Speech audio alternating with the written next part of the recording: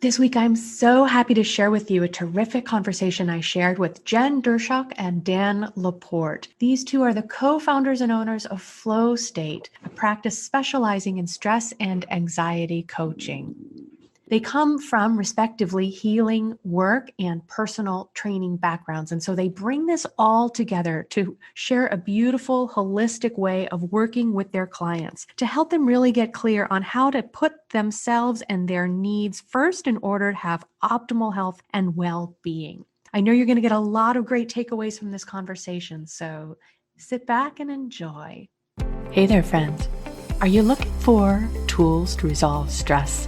Reliable information to support your whole health, tips to help you motivate yourself and identify when motivation is fading before it happens, implementation, accountability, and someone to remind you to celebrate even the small successes.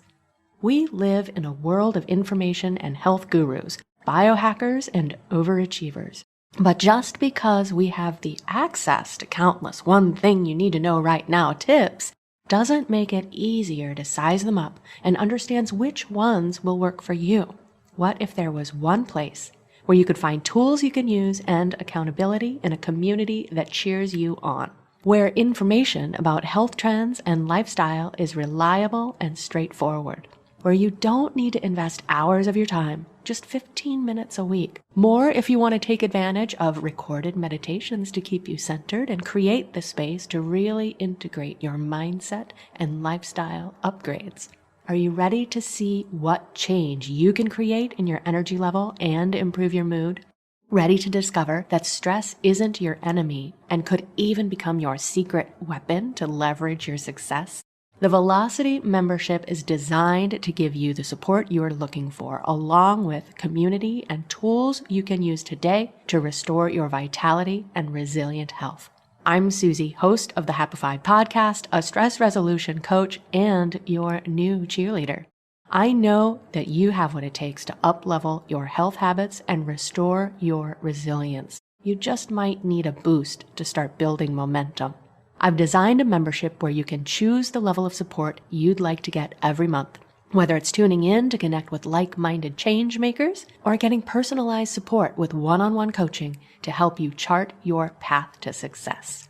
Check out the link for the Velocity membership at happifiedlife.com. Special pre-launch pricing is now available for premium support, but you can jump in for free if you just want to test the waters. I look forward to seeing you inside.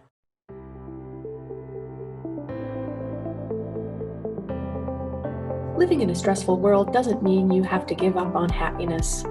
Instead, you can shift your perspective of stress and discover how to live your life in flow. Welcome to Happified. I'm your host, Susi Vine. Join me for inspiration and interviews with folks who are shining their light in the world in the areas of positive mindset, health, and wellness. I'm so happy to have you here. Welcome back, everybody. I'm so excited to have a great conversation to share with you this week. I am joined by Jen Durcok and her partner, Dan Laporte. They are the co-founders and owners of Flow State, specializing in stress and anxiety coaching. Their life experience and varied careers, including work as a mechanic, bartender, teacher, firefighter, and personal trainer between the two of them, inform the work they now share with clients. When they met, Dan was running a very successful personal training studio that offered personal training, group classes, as well as nutrition and lifestyle coaching, while Jen was building a healing practice focused on helping people identify, then work through their life blocks by understanding their core wounds and doing active inner work to heal their limiting beliefs and self-defeating subconscious behaviors. They combined forces to create what is now Flow State. Jen and Dan have both found their passion in coaching people to help them heal and grow personally and professionally. Their genius lies in understanding human behavior and in their unique ability to distill complex human problems into simple, easy to understand concepts, which are easy to implement in everyday life. They help clients to gain more awareness around their limiting beliefs and behaviors by building a better relationship with themselves and helping them identify their needs, triggers, and subconscious conditioning. With this awareness, their clients are able to overcome roadblocks, create more happiness, achieve better relationships, and successfully attain their career goals. So I think it's easy to see why I feel so aligned with the work that these two are doing up in Canada. I'm passionate about recognizing the issues of stress and anxiety, but certainly I love how the two of you, Jen and Dan, are digging down into the stuff that's beneath the waterline, if you will, the things that we don't tend to be aware of and these blocks that hold us back. So thank you both for joining me. Thanks for having us. Thank you for having us. We're really excited to be here. Awesome. And I'm excited about the work that you're doing. So, and as a multi-potentialite myself, I've had a very long and varied kind of history of different careers. So I think that it's terrific how that brings so much more to the table. So perhaps to start off, could you both give me a little bit of information how you ended up in your current iteration in your coaching work before you joined forces to create Flow State? I see you looking at me. Do you want me to go ahead first? Yeah. So it's really interesting, actually. I was a mechanic for 15 years, and I realized that I really enjoyed the trade. I didn't enjoy the industry. And so I realized really quickly the stress and sort of anxiety and pressure that came with it, and realized I was going to have to make a change. But while I was a mechanic, I did realize that I liked teaching people, and I liked helping people. So that was kind of one of the main takeaways I got from being a mechanic. And I moved into personal training just from sort of by accident. I was into fitness and into strength sports, and people wanted to sort of look to me to help teach them. And so I sort of refound that passion in something that was new and exciting. So I became a personal trainer, left mechanics, opened my own gym, and ran that for several years. And that was when I started to learn, sort of before meeting Jen, that it was, people were getting in their own way a lot. And even if they had everything that they needed in front of them, they wouldn't necessarily use it. And so it started to sort of gear up this new sort of want to coach people in a different aspect. And then when Jen came along with her sort of experience, it sort of just skyrocketed from there. For myself, I actually started out going to university to be a teacher. I'm a qualified high school teacher, and kind of the same idea. I really like teaching, don't necessarily like teaching in the education system. And then from there, we have kind of just been searching for what fits for me. So then I got really interested in firefighting, did that for a little while, ended up getting hurt. So I got hired, got hurt, and then that ended up turning into kind of a giant depression. And in pulling myself out of that, I did a lot of inner work. I started doing a lot of like energy work and healing, and got into personal training. I'd always had an interest in fitness and nutrition, but I got even more into it. And then I started doing personal training, and that's kind of how I met Dan.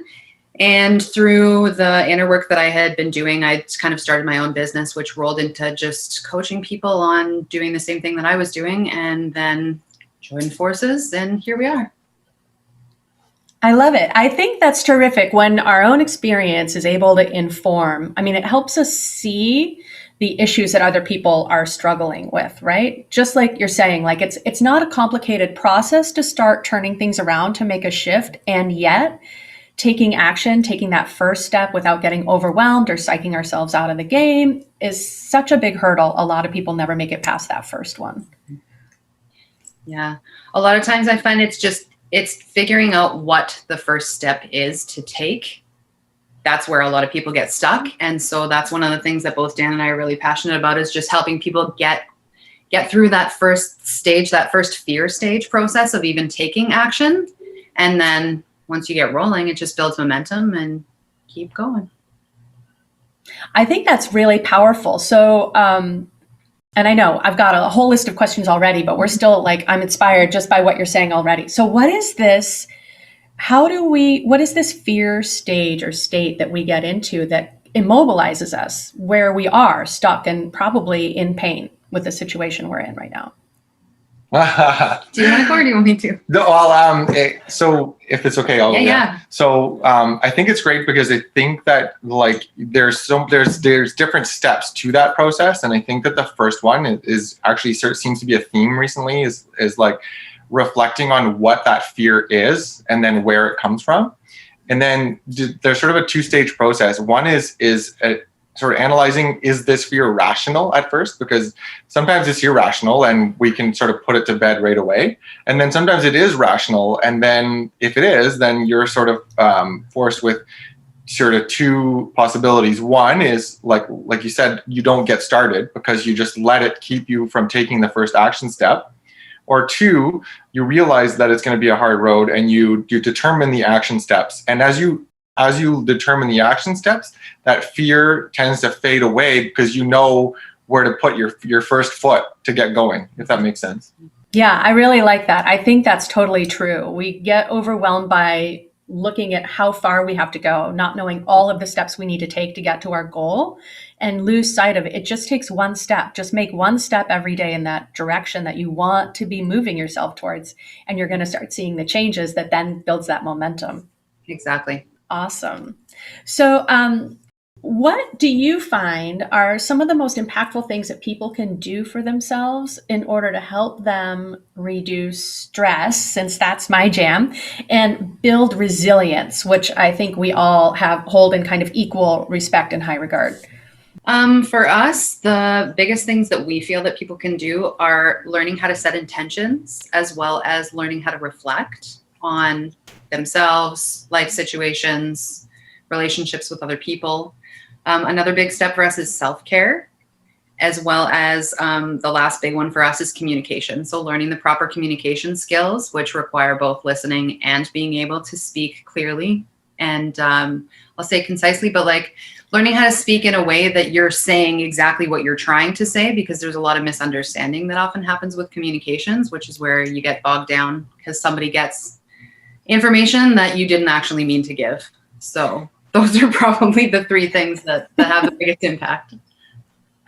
Yeah, we definitely, it can be difficult to get through that filter that other people are listening through, right? And it's influenced by so many other things, other input that they've gotten, other research that they've done, usually online, and gone down that rabbit hole. And this kind of like, I'll try this and maybe this will work, and kind of a scattershot approach that doesn't start moving them forward, which I think then leads to some of that fear, right? Well, I've tried it before, it didn't work. How is this different? So I love that you lead off with intention and reflection. I think that, and this is something that I discover more and more as I'm talking with people and exploring where they're at and where they want to go, is how many people are not clear on exactly what they want to create or cultivate, like getting clear on that intention.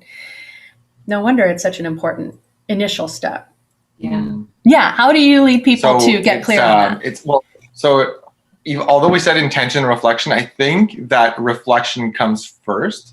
I think that we need to live our experiences in order to realize what we do and don't like. And once we've lived an experience, I think for the most part, a lot of people sort of go through their lives without doing any reflection. So they know they don't like something, but they don't understand why. And so without understanding why and having that awareness, we can't really move forward any further. So we start with reflection and building self-awareness to be aware of what it is that we really want and not what it is that we may be conditioned to want. Mm-hmm. So, and once we can get that hurdle out of the way, which can be a big hurdle, then we move into like the action steps, which would be setting the intentions. So once we've realized that, let's say we don't want to get started on this project because we're scared of not having enough money. Okay, well, we've now discovered why it is that we're scared of getting started. We can now look at what are the rational reasons and what can we do about them? And then you start to see your action steps. And once you have your action steps, you have your intentions. You just need to lay them out in prioritize them, lay them out in the order that you want to do them, and then stick to them ultimately. Sticking to them and laying them out and sticking to them will save a lot of stress. Yes, definitely. And I think that kind of brings clarity and helps you set priorities when everything is just kind of in a soup. Like, I know everything I should be doing, but I've only got this much juice, right? This much willpower as I start the day. So how am I going to use that to my best advantage? Yeah. And I love what you're saying too about the value of reflection. You really have to put that first before you just start painting a pretty picture, right? In terms of what it is that you're afraid of, as well as what it is you're trying to create. So I think that is really important and something that, it takes a little bit of time. It takes some meditation or mindfulness. It takes, a little bit of guidance, and people want to just but I'm motivated today. I want to take action today. So maybe I can just skip that because I'm pretty sure I know what I want without acknowledging why it hasn't worked before. Well, I think one of the things that you said that's really important is that it, like the soup that you're talking about, is full often of things that you don't even actually want. So you've been brought up to think that you want XYZ, be it getting married, having children, having this house, having this kind of career, whatever it is that you've been conditioned to want by other people. It's sifting through those things and seeing if those things even match what's inside you to what you're actually passionate about. Because if you're trying to set intentions for something that you're not actually passionate about, you're not going to have any motivation to do those things. Mm-hmm. So you're going to find that that's what's going to block you, is the fact that you don't even want that in the first place. So it's going to be really hard to, never mind get started, but continue on with something like that. Yeah. Yeah. And this is, it's so much value in that process and getting clear and checking in and staying current, right? Because even when we get clear after some reflection and say, okay, these are my priorities, they can shift. Yeah. Mm-hmm. Life changes. So we keep coming back to that. I love that. And so you also talked about self-care, which I think is powerful, because I like to say self-care isn't selfish. It might take time away from the people that we love or other things we feel we should be doing. However, it's so fundamental and restorative.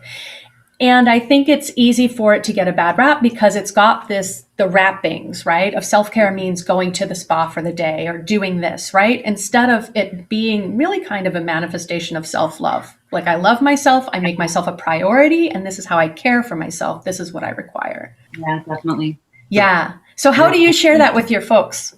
One of the things that I like to use an analogy, just being, I can either use like a cup filled with water or whatever you want to fill it with, or a battery. Like, often I find myself lately using like a cell phone as a good example. So if you're a cell phone and you have like a certain amount of battery life, you're going to be able to work until that battery ends. If you don't charge that battery, are you going to be able to continue using that phone? Obviously not. We've all had that happen. We've all had our phones die on us. So what you need to think of self-care is, need to think of self-care there we go, is that you're just taking time to charge the battery. So you can't give what you don't have. And if you're not charging the battery, you don't have any energy to give to other people. And that's often when you're going to find yourself being super irritable, snapping, just being angry for no reason, getting really upset for no reason. And all it requires sometimes is like taking a nap, which is also self-care. Yeah. Exactly. You struggle through the whole day, like a 10-minute nap would turn the whole ship around, but you're just going to power through and struggle with focus and irritability and everything else that, and all you need to is tune in and say like, wow, a nap, a healthy lunch instead of a fast food lunch, whatever shape that is. 20-minute walk, whatever it is that you're doing just to recharge and give yourself some me time, some of that self-love. And then you're ready to go for another however long. Yeah. Do you have anything you want to add? Well, it's just like the perfect thing you said earlier is self-care keeps you out of the soup. Yeah. Right. And unfortunately, we're not like cell phones that we could just plug in and keep working on. Like, we literally have to stop until it's fully charged again. So, but it's a process that takes practice, and it takes getting to know yourself, to know what you need and when you need it. And then it takes self-worth to know to give it to yourself, and prioritize yourself over others, which is not something we're taught to do in our lifetime. Anyways, we haven't been taught to do. Yeah, so true. So true. I mean, we're shaped by the expectations of parents, of teachers, and then we're expected to go right into work and keep on, checking the boxes in that regard. So it's something that a lot of us have never had the opportunity to learn or even see modeled successfully, how important it is to put ourselves first so that we have more to give to the people and the projects that we want to. Absolutely. Yeah, I love that. Self-care keeps you out of the soup. I'm gonna keep working on that. Yeah. I think there's a lot there. That's cool. I agree. And so where do you see communication coming into it, or how do you facilitate that? So communication, like we've kind of listed them in the form. Intention and reflection are part of self-care, but you can't really communicate properly until you reflect on what it is that you even want to communicate, if that makes sense. And a lot of people, one of the issues that they run into when it comes to communication is communicating what they actually need from another person. And so that's really important in figuring out exactly what your needs are, and then figuring out an appropriate way to communicate that with somebody.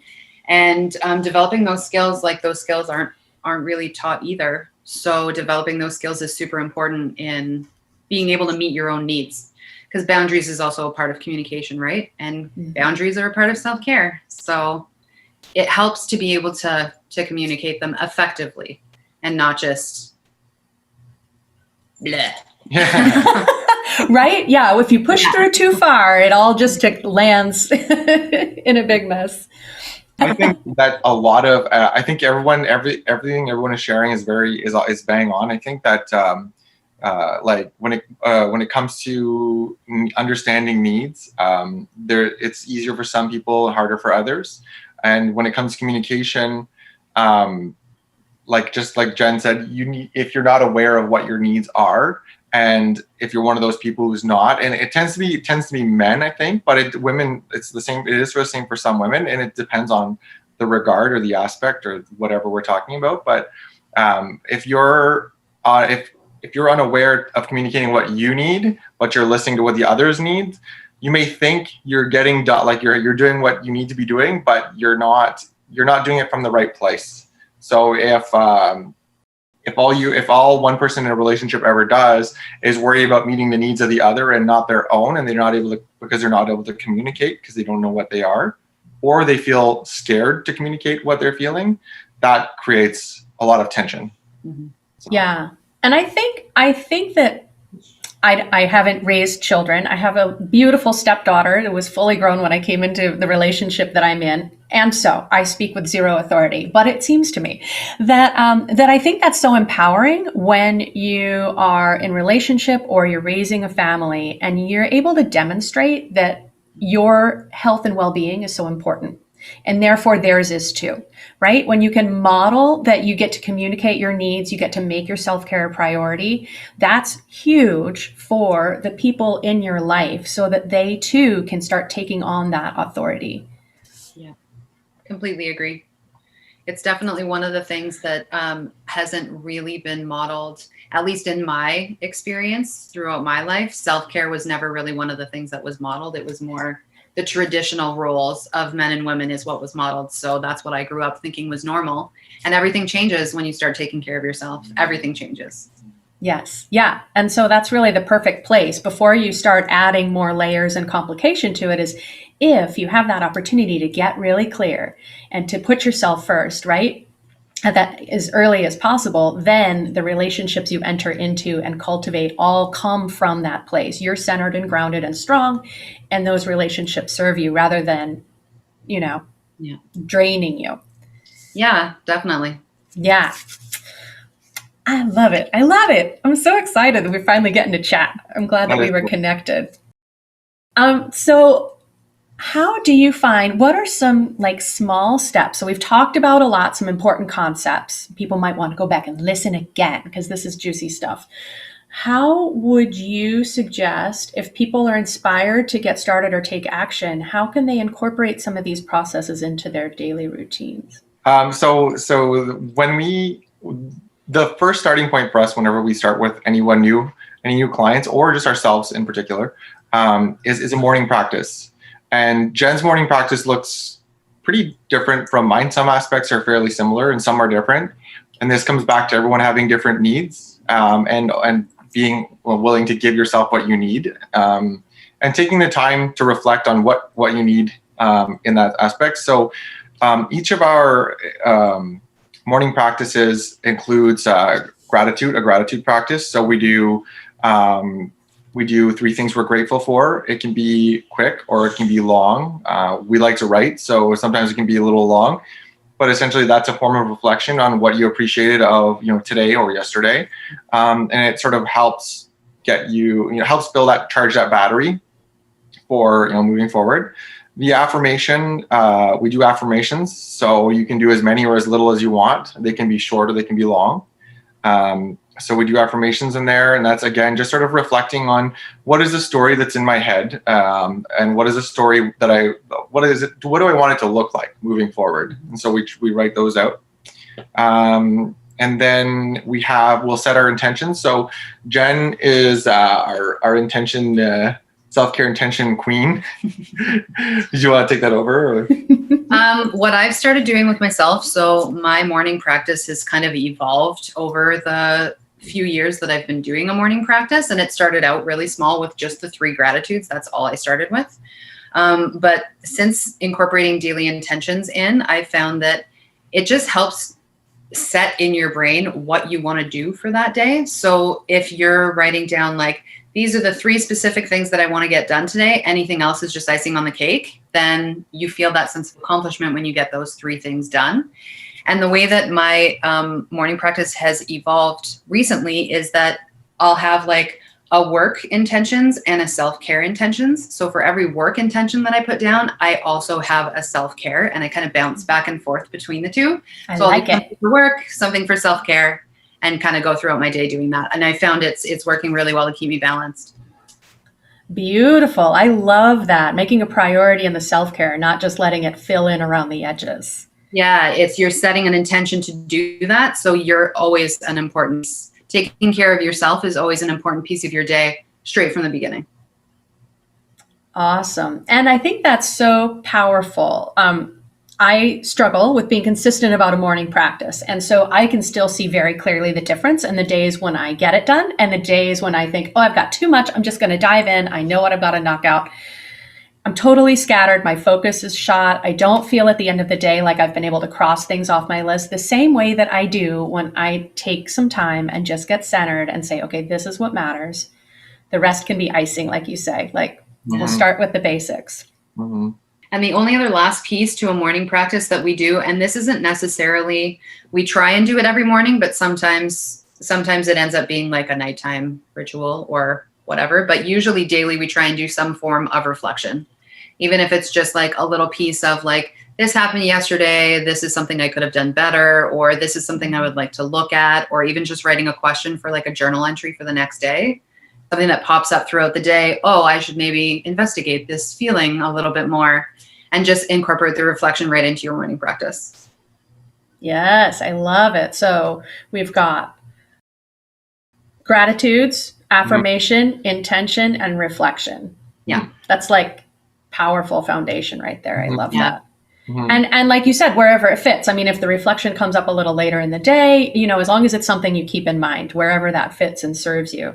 Because we get into this frenetic pace, and then we start repeating the same mistakes, right? Or just operating from habit, recognizing it's not the best, but not putting that reflection into how can we optimize this? Mm-hmm. Mm-hmm. Yeah. Yeah, because so much of what we do comes from habit. So it can be hard to start moving the needle, but as you get a little more comfortable and confident in that, it makes space for other things to shift to. So I think a big part is helping people not psych themselves out up front. Oh, morning practice, I never have time anyway. How am I going to add this to my day? This is why I found just starting when I originally first started doing a morning practice, I literally just set 3 things that I was grateful for aside. And I think the first 3 things I ever said I was grateful for, like I was grateful for my bed, I was grateful for coffee, and I was grateful for showers. Like that's it. It literally takes 20 seconds to write those down. And then just as you get more comfortable with it and you feel more comfortable giving yourself that time in the morning and noticing, like you were saying, the difference between when you do it and when you don't, as that starts to kind of solidify, it makes it easier to just add a little bit more in when you're ready. it's kind of a trial and error process. Absolutely. Absolutely. I mean, there are different formulas out there. There's the $1 Million Morning, a lot of, really successful people swear by their morning practice. But if it doesn't work for you, you won't do it. So whatever form it takes is really what's going to be the best for you. Mm-hmm. Yeah. Absolutely. And this is a great time to get it going, right? The year is young. Let's keep those intentions strong and keep self first. Yeah. Set some good self-care intentions for the new year. Yes, yes.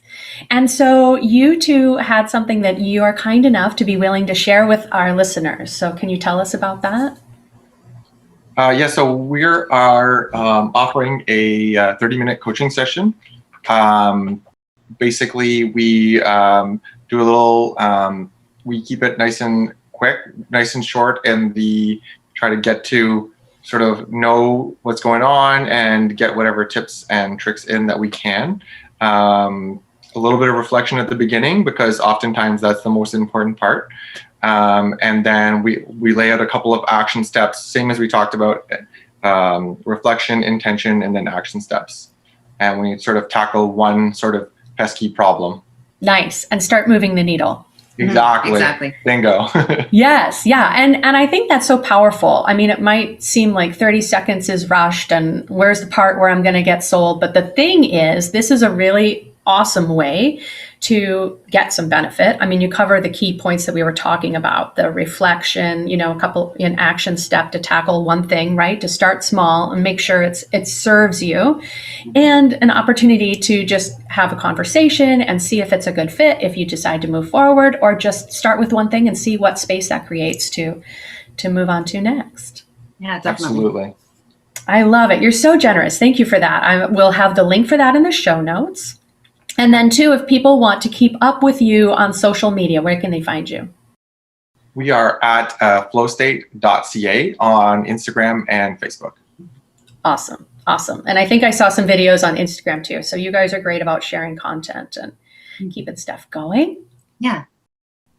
Awesome. Terrific. Is there anything else that you want to share? No, I think that was amazing. Yeah, we had a blast. This is awesome. We feel complete. Awesome. Well, maybe I'll get you guys to come back and join me again. We can continue this conversation. That would be I love the work that you're doing, the whole comprehensive approach to it. A lot of people might recognize their body needs help, but want to fast forward on, the spiritual balance. And so keeping that all integrated and moving it forward together, I think, is where people are going to see some really profound shifts happen. Yeah. So thank you so much for having us on. Absolutely. Thank you very much. absolutely. It's been a treat. Thank you both for your time. Wishing you very well in the holiday season. And I look forward to catching up with you soon. Perfect. Thanks, guys. Thank you for tuning in today. Check out the show notes for any links we mentioned. To learn more about living life with less stress and more flow, visit happifiedlife.com. And if you found value in today's episode, make sure you subscribe to catch the next one and leave a review to help fellow pod surfers find Happified. Until next time, keep on shining.